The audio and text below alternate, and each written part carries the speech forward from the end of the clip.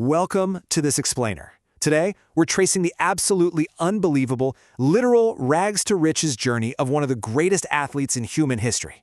I mean, we all know the name and we all know the icon, right? But the actual path he took to get there, it is an absolute masterclass in sheer unyielding willpower. Let's get right into it. Okay, just let this staggering figure sink in for a second. $1.2 billion. That is his projected 2026 net worth. When you pair that astronomical amount of wealth with his mind-blowing record of over 970 official senior career goals, it really paints a picture of modern-day royalty. We're talking about one of the most famous, marketable, and wealthy people on the planet. But before the billions, before the private jets, and the global adoration, the contrast could not have been starker. He was just a poor kid growing up in a highly impoverished Catholic home in Funchal, Madeira. Picture this. He shared a single, cramped room with his older brother Hugo and his two older sisters. The distance between that tiny room and the life he lives today is almost impossible to wrap your head around. And that leads us to the core question for this explainer. How exactly did he overcome such immense hurdles to reach the absolute pinnacle of world football? What does it actually take to climb from a tiny island off the coast of Africa to ruling the sporting world? Part 1. The Boy from Madeira. So, born in 1985, his early life was defined entirely by survival. The situation at home was so dire that his mother, Dolores, who worked endlessly as a cook and a cleaner, admitted she actually considered terminating the pregnancy because of their extreme poverty. Adding to that hardship, his father, Jose, a municipal gardener, was deeply traumatized by his combat experiences in the Angolan War, leading to a really tragic lifelong battle with alcoholism. This was the intense environment Cristiano was born into. But his rapid ascent started pretty close to home. He played for a local club, Andorinha, where his dad actually worked as the kit man. His talent, though, it just couldn't be hidden. By the time he was 12, his undeniable ability forced a massive, life-changing leap, moving away from his close-knit family in Madeira to live in Lisbon and join Sporting CP's youth system. Look at the crazy jump in these numbers. Sporting CP initially signed him after a 3-day trial for a humble fee of just £1,500. Skip forward a mere 6 years, and Manchester United is shattering the English record for a teenager, bringing him to the Premier League for £12 million. That growth is just explosive. Part 2.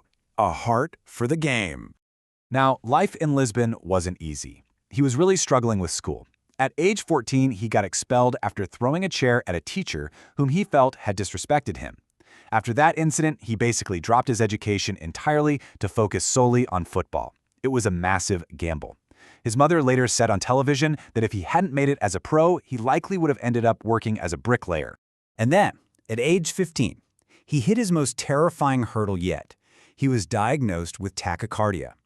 Basically, this is an abnormally fast resting heart rate, and it was a condition that threatened to literally force him to give up playing football forever. Everything was on the line.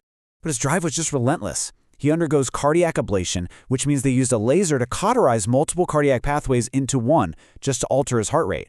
Now get this, hours later, he's discharged from the hospital. A few days later, he is back on the pitch training.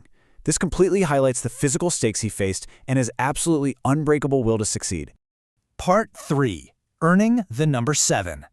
Fast forward a bit. After a fateful 2003 friendly match where he completely mesmerized the opposing Manchester United players, legendary manager Alex Ferguson brought the 18-year-old over to England. He originally asked for his old sporting number, 28, but Ferguson, he hands him the legendary number 7. We're talking a shirt carrying the crushing weight of titans, George Best, Eric Cantona, David Beckham. Giving that to an unproven teenager was a massive, massive statement. Well, he immediately proved his worth. After his debut as a substitute against Bolton Wanderers, the legendary George Best himself provided the ultimate compliment, saying it was undoubtedly the most exciting debut he had ever seen. I mean, coming from George Best, that is literally as good as it gets. The media picked up on it instantly, too.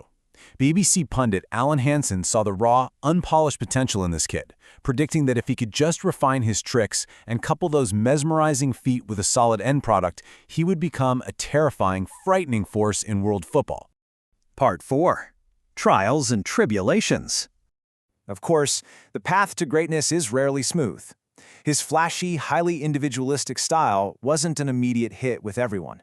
The British press ruthlessly mocked his elaborate stepovers. And inside the dressing room, It caused genuine friction.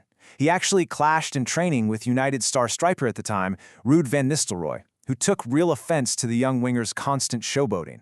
Then, during the 2006 World Cup, everything just boiled over. An altercation on the pitch led to his United teammate, Wayne Rooney, getting a red card. The fallout back home was immense. He returned to England as public enemy number 1, mercilessly booed by fans everywhere he played. Feeling totally unsupported, he publicly asked for a transfer, but the club firmly denied his request. He was locked in. Part 5. Conquering the football world. So, did the hostility break him? Not even close. Instead of crumbling under the pressure and the boos, he used it as fuel. He unleashed an unprecedented 2006-2007 breakout year. He broke the 20-goal barrier, won his first Premier League title, and became the first player ever to sweep all 4 major English individual honors in a single season. And then, he somehow followed that up with an even better year. In the 2007-08 season, he exploded for 31 league goals, securing both the Premier League and European Golden Shoes. And to top it all off, he won the ultimate club prize, the Champions League final in Moscow. Fun fact, he actually had his penalty saved in the shootout of that final, but his team still pushed through and emerged victorious. By the end of 2008, the transformation was officially complete. The kid from Madeira was named the FIFA World Player of the Year and became Manchester United's first Ballon d'Or winner since George Best did it back in 1968. He had undeniably become the absolute best player in the world. You know, this story really is about so much more than just football. He conquered a racing heart that required surgery, devastating childhood poverty, and an entire nation's hostility to literally rule the sporting world. It leaves us with a pretty powerful question. What obstacle in your own life could you conquer if you applied even a fraction of that relentless, unbreakable will? Thank you so much for joining me for this explainer.